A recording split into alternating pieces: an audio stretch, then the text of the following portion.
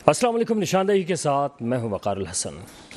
نشاندہی نگراں حکومت کی تو ہم نے کل کر ہی دی تھی کہ کون کون آ سکتا ہے اور اس وقت جو مختلف سیاسی جماعتیں ہیں وہ کیا سوچ رکھ رہی ہیں اور مستقبل میں آئندہ آنے والے وقت میں وہ کیا چاہتی ہیں. مگر اس وقت نگراں سیٹ اپ کا ہی معاملہ ہے, جہاں پر نگراں سیٹ اپ کے آنے سے پہلے اور عام انتخابات سے پہلے کیا کوئی بڑا نام مائنس ہونے جا رہا ہے یا کوئی بڑا نام جو ہے سیاسی سطح پر ہمیں مدھم ہوتا ہوا دکھائی دے گا. کیونکہ بعض اشارے کیے جا رہے ہیں کہ بعض سیاسی جماعتیں جن پر پابندی کا بھی کہا جا رہا ہے, اور خاص طور پہ اگر ہم تحریک انصاف کا ہی ذکر کر لیتے ہیں, جہاں پر پاکستان تحریک انصاف کے بہت سارے جو کھلاڑی تھے وہ مختلف جگہوں پر تو چلے گئے تھے, مگر اب بہت سارے ایسے کھلاڑی ہیں جنہیں مائنس کیا جا رہا ہے تحریک انصاف کی جانب سے خود ہی. اور اس کی وجہ یہ ہے کہ جو اس وقت سندھ اسمبلی کی اگر ہم بات کرتے ہیں تو وہاں پر اپوزیشن لیڈر جب متحدہ قومی موومنٹ کی رانا انصر صاحبہ بنی ہے تو اس کے بعد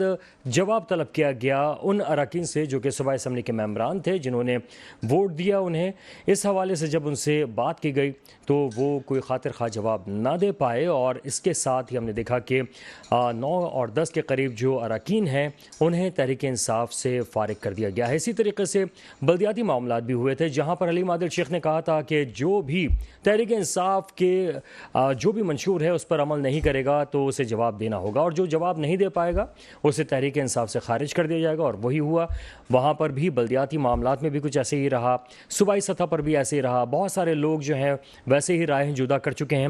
کہیں ایسا نہ ہو کہ آخر میں لوگوں کو مائنس کرتے کرتے چیئرمین تحریک انصاف اکیلے رہ جائیں, کیونکہ اس وقت جس تیزی کے ساتھ لوگ مختلف جگہوں پر جا رہے ہیں اور جس طرح سے نکالے جا رہے ہیں اس سے تاثر کچھ یہی بنتا ہے. دوسری جانب ہم دیکھ رہے ہیں کہ جو مہنگائی ہے, بڑھتی ہوئی قیمتیں ہیں, پیٹرولیم پرائسز ہیں, گیس ہے جو کہ ناپید ہوئی ہوئی ہے, اس کے باوجود جو لمبے چوڑے بل آ رہے ہیں اس کی وجہ سے عوام اس وقت پریشان دکھائی دے رہے ہیں. کیا اس تمام صورتحال کے بعد جو موجودہ سیٹ اپ ہے وہ عام انتخابات میں جا پائے گا, اور اگر جائے گا تو عوام کو وہ کیا بتائے گا کہ کیا ہم نے مہنگائی کی شرح میں مزید اضافہ کیا ہے, پیٹرولیم پرائسز جو ہیں وہ بڑھائی ہیں اور کہاں سے کہاں تک لے جا چکے ہیں. یہاں پر ایک بات قابل ذکر ہے کہ پاکستان میں 282 تک پیٹرولیم پرائسز پہنچے تھے تو ہر چیز کی قیمتوں میں اضافہ کیا گیا تھا, اور اس کے بعد جو ہے 30 روپے تک جو کمی آئی تھی پیٹرولیم پرائسز میں, اس کے بعد کسی بھی چیز میں اشیاء خور و نوش کے کسی بھی چیز میں کمی نہیں کی گئی تھی, واضح طور پہ کہیں پر کمی نہیں آئی تھی. لیکن اب جیسے ہی دوبارہ سے قیمتوں میں اضافہ ہوا ہے, ہر چیز کی قیمت میں یہ بتا کر کہ جناب قیمتوں میں اضافہ ہوا ہے, مزید قیمتیں جو ہیں وہ بڑھائی جا رہی ہیں. اسی طریقے سے ٹرانسپورٹرز جو ہیں ان کی اگر ہم بات کریں تو ٹرانسپورٹرز جو ہیں وہ بھی کرایوں میں اضافہ کیے جا رہے ہیں. خاص طور پہ اگر ہم بات کریں جو کہ اس وقت ایک شہر سے دوسرے شہر جانے والی ٹرانسپورٹ ہے تو ان کے کرایوں میں کافی زیادہ اضافہ کیا گیا ہے, جس کی وجہ سے ایک عام آدمی کو دوسرے شہر میں جانے میں مشکلات کا سامنا ہے. ایسے میں کیا کچھ ہوگا جب انتخابی عمل میں جائے گی اس وقت جو موجودہ حکومت ہے, تو کیا وہ بیانیہ لے کر جائے گی اور کس طریقے سے وہ کامیاب ہو پائے گی. ہم نے یہ ضرور دیکھا ہے کہ شہباز شریف اس وقت مختلف ایکٹیویٹیز کرتے ہوئے نظر آ رہے ہیں, لیپ ٹاپ دیتے ہوئے نظر آ رہے ہیں, تعلیمی معاملات کے حوالے سے ان کے بہت بڑے بڑے منشور جو ہیں وہ سامنے آ رہے ہیں, اور بہت بڑی بڑی شخصیات جو ہیں وہ پاکستان کا دورہ کرتے ہوئے دکھائی دے رہی ہیں, وہ بھی اس صورت میں جہاں پر اب جو موجودہ حکومت ہے اس کے پاس وقت بہت کم رہ گیا ہے. مگر اس وقت جو بڑے بڑے اس وقت وہ ممالک جو کہ اثر انداز ہو سکتے ہیں دنیا پر, وہ خطے کے جو ممالک کے وزرائے خارجہ ہوں یا نائب صدر ہوں, چین کے ہم نے دیکھا کہ نائب وزیر اعظم بھی آئے, تو اس طرح سے جو ایک سلسلہ چلا ہوا ہے تو وہ ہم دیکھ رہے ہیں کہ بڑی بڑی شخصیات جو ہیں وہ پاکستان کا دورہ کر رہی ہیں. کیا یہ جو دورے ہیں کیا اعتماد کا اظہار کر رہے ہیں موجودہ حکومت پر, اور کیا عوام بڑھتی ہوئی مہنگائی اور دیگر معاملات پر عدم اعتماد کر رہی ہے, اور اگر یہی سلسلہ ہے تو کس طریقے سے بیانیہ مزید آگے بڑھے گا, اس پر ہم بات کریں گے. ہمارے ساتھ موجود ہیں محسن کاظمی صاحب, تجزیہ کار ہیں. محسن صاحب بے حد شکریہ آپ تشریف لائے. جناب ان کے ساتھ ہمارے ساتھ اختر آرائیں صاحب موجود ہیں اور تجزیہ کار ہیں. بے حد شکریہ آپ تشریف لائے. سر اس وقت جو صورتحال آپ دیکھ رہے ہوں گے ملک میں, جہاں نگراں سیٹ اپ کے حوالے سے روزانہ مختلف ناموں پر غور کیا جا رہا ہے, یہاں پہ بہت انٹرسٹنگ صورتحال یہ ہے کہ جہاں پاکستان پیپلز پارٹی چاہ رہی ہے کہ ان کے جو بھی نمائندہ وہ منتخب کریں تاکہ ان کے لیے بھی بہتری کی راہیں پیدا ہوں, لیکن اس وقت بڑی انٹرسٹنگ صورتحال یہ پیدا ہوئی ہے کہ نون لیگ جو ہے وہ جو بھی نام اس وقت دے گی وہ نواز شریف اور آصف زرداری صاحب آپس میں بیٹھ کر طے کریں گے، اور اس کے بعد وہ نام شہباز شریف صاحب کو دیا جائے گا جو کہ راجہ ریاض کے ساتھ بیٹھ کر طے کریں گے۔ تو راجہ ریاض صاحب جو ہیں ان کا جھکاؤ یا ان کے جو سارے معاملات ہیں نون لیگ کی طرف زیادہ نظر آ رہے ہیں، تو ہو سکتا ہے یہ الیکشن کمیشن کے پاس بھی نہ جائے، معاملہ یہیں پہ حل ہو جائے۔ کیا کہیں گے سر؟ بہت شکریہ آپ کا۔ بسم اللہ الرحمن الرحیم۔ دیکھیے یہ بات تو طے شدہ ہے کہ جو فیصلہ اپوزیشن کے لیڈر راجہ ریاض صاحب کریں گے وہی فائنل فیصلہ ہوگا۔ ان کے متعلق میں کھلے عام یہ کہنے کو تیار ہوں کہ وہ اپنے دل و دماغ سے کوئی فیصلہ نہیں کریں گے، فیصلہ وہی کریں گے جو ان کو کہا گیا ہے۔ یہ طے شدہ بات ہے کیونکہ ان کا ماضی ہمارے سامنے موجود ہے۔ اب صورتحال یہ ہے کہ اس وقت جانے میں 8 یا 9 دن رہ گئے ہیں اس حکومت کے۔ مجھے یقین ہی نہیں آ رہا ہے کہ حکومت جائے گی۔ اچھا، اور چلی بھی گئی اگر تو چہرے بدل جائیں گے، آئیں گے یہی لوگ، اسی مزاج کے لوگ ہوں گے۔ یہ چاہتے یہی ہیں کہ ہم چلے جائیں تو ہماری جگہ جو آئے وہ باقی کام جو مجھ سے رہ گیا ہے وہ ان سے کروانا چاہتے ہیں۔ کس ٹائپ کا کام سر؟ ہاں یہ بڑا اچھا سوال آپ نے کیا، کس ٹائپ کا کام۔ میں نے بڑا آج جائزہ لیا، بہت بیٹھ کے دیکھا کہ اس حکومت سے 15 ماہ یہاں پہ گزارے۔ یہ تو اللہ کا بڑا کرم تھا کہ ان کو موقع مل گیا۔ یہ چاہتے تو 15 ماہ میں اتنا کچھ کرتے کہ لوگ آج عمران خان کو بھول جاتے، نہیں کیا آپ نے، بلکہ اس کی شہرت، اس کی مقبولیت میں مسلسل اضافہ آپ کی نااہلی کی وجہ سے ہوا۔ اب مثلا کہ آپ نے پہلا کام یہ کیا کہ ساری جماعتیں جن کو یہ اچاریہ پارٹی جو تھی، مربع اچار جو کہلاتا ہے، مکس اچار، یہ پارٹی نے پہلا کام جو کیا، جو بڑی کامیابی حاصل کی، ان کو آپ سلام پیش کریں کہ اپنے مقدمے ختم کر لیے اور بڑے آسانی کے ساتھ کر لیے، کوئی رکاوٹ نہیں آئی۔ وہ مقدمے جو پیپلز پارٹی نے ان پہ بنائے تھے اور جو مسلم لیگ نے پیپلز پارٹی پہ بنائے، کتنے قدیم مقدمے تھے، اس میں ایک بھی مقدمہ پی ٹی آئی کا بنایا ہوا نہیں تھا، لیکن وہ سارے مقدمے ختم ہو گئے۔ اب آئیے دوسرا ان کے پاس ٹارگٹ کیا تھا کہ کسی صورت سے عمران خان کو نااہل کر دیں، کپتان کو نااہل کر دیں۔ میں یہ کہتا ہوں اس کو آپ نااہل کر دیں، اس کو جیل میں ڈال دیں، اس کو سزائے موت دے دیں، تینوں کام کر کے دیکھ لیں آپ، تینوں میں اسی کو فائدہ ہے، وہ اور امر ہو جائے گا۔ مرنا تو سب نہیں ہے، 70-72 سال کی ان کی عمر ہے، کتنے سال اور جئیں گے، تو وہ تو تیار ہے ذہنی طور پہ۔ لیکن اس کے بغیر اگر آپ نے الیکشن کرایا پی ٹی آئی کے بغیر تو آپ کے اس الیکشن کو دنیا نہیں مانے گی۔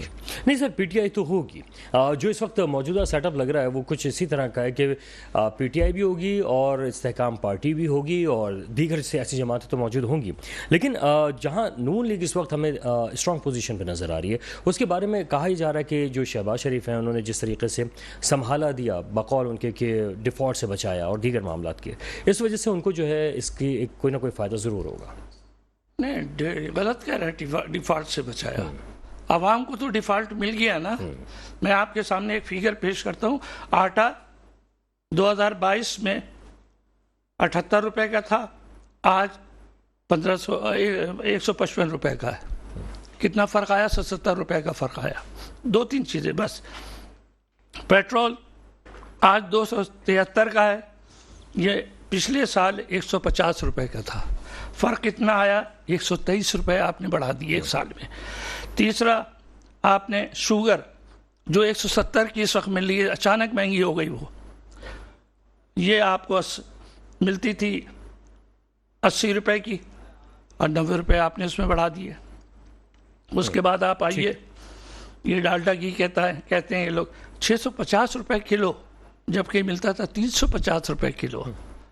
اس کے بعد الیکٹریسٹی 50 روپے پر یونٹ ہو گئی، 50.2 ہے ویسے ہو گئی ہے، جبکہ یہ 14 روپے یونٹ تھی۔ اب آئیے ڈالر، اس وقت 286 کا ہے، کم سے کم بتا رہا ہوں محتاط ہو کے، ورنہ آپ بازار میں جائیں گے تو 300 کا ملے گا، 108 روپے اس پہ بڑھ گئے۔ اس کے بعد آئیے آپ کا خزانہ 21 ارب روپے کا تھا، آج 8.73 ارب کا ہے.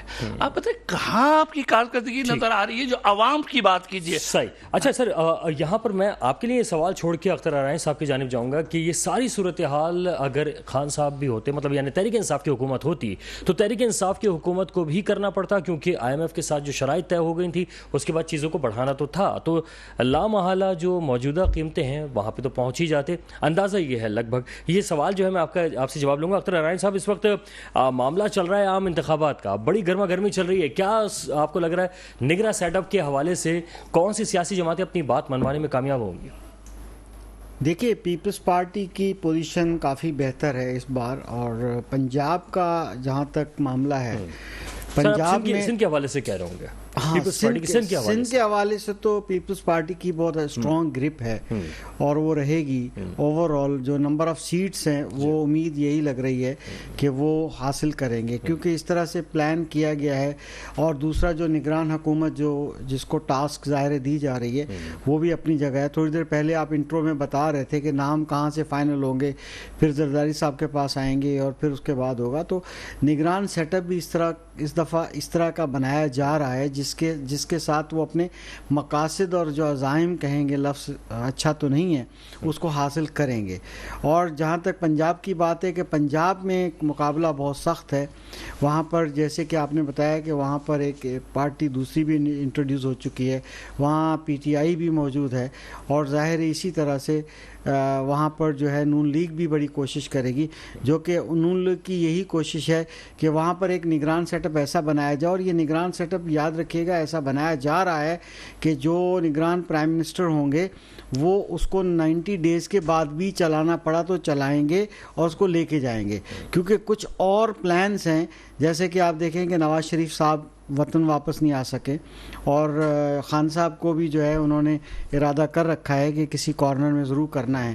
تو وہ جو دوسرے مقاصد ابھی نگران حکومت کو دینے والے ہیں، اس میں الیکشن کے ساتھ ساتھ جو ہے وہ بھی ہے، کیونکہ ریت تو قائم ہو چکی، پریزیڈنٹ تو سیٹل ہو چکا کہ پنجاب کی جو نگران حکومت ہے دیکھیں اب تک چلی آ رہی ہے. KPK کا بھی حال آپ نے دیکھ لیا. بلکہ ہم تو دیکھ رہے ہیں کہ بل پہ بل جو پاس ہو رہے ہیں، اس کے بعد رضا ربانی کو ہم نے دیکھا بڑے غصے میں آیا، بل پھاڑ دیے انہوں نے تمام، اور وہ کہتے ہیں کہ یہ بجلی کے بل نہیں تھے، یہ وہ بل تھے جو کہ پاس کروانے تھے. 53 بل جو ہیں وہ تو ویسے ہی پاس کرا لیے. تو ابھی بھی وہ تمام مقاصد موجود ہیں کہ وہ جب تک وہ پورے نہیں ہوں گے تب تک الیکشن نہیں ہوگا، کیونکہ الیکشن انہوں نے اس طرح سے پلان کیا ہے. سیٹ ایڈجسٹمنٹ کے معاملات ہیں، جو بڑے 2 الائز ہیں، الائز تو میں نہیں کہوں گا، جو PDM کے بڑے جو 2 سیاسی پارٹیاں ہیں، 3 سیاسی پارٹیاں ہیں، ان کی جو جوڑ توڑ ہے جو دبئی میں بیٹھ کے کی گئی تھی، پلان A اور پلان B بنایا گیا تھا، ظاہر ہے ان کی اپنی بھی مہریں تیار ہیں. اگر کوئی حکمت عملی کہیں سے چینج ہوتی ہے تو پھر دوسری ظاہر ہے کہ دوسری طرف سے ہوگی. تو ظاہر ہے کہ اس بار ان کی 100% یہ کوشش ہے کہ اس جو بڑی پارٹی جو ابھری تھی پچھلے سالوں میں، اس کو کسی نہ کس طریقے سے جو ہے ڈی ریل کیا جائے، اس کو بیک کیا جائے، نمبر آف سیٹس اتنی لینے نہ دی جائے. سر، ابھی بات یہ بھی ہو رہی تھی کہ کس طریقے سے جب بیانیہ بنایا جا سکتا ہے جب یہاں پر صورتحال اس طرح کی ہے کہ مہنگائی کی شرح بڑھتی چلی جا رہی ہے، اور جو صورتحال آپ دیکھ رہے ہیں. غالباً ایک بریک ہے، بریک کے بعد ہم واپس آئیں گے تو یہ سوال ضرور کریں گے کہ بیانیہ کیا ہوگا حکومت کا، کہ وہ کس طریقے سے آگے کی سمت بڑھے گی. ایک بریک ہے، ہمارے ساتھ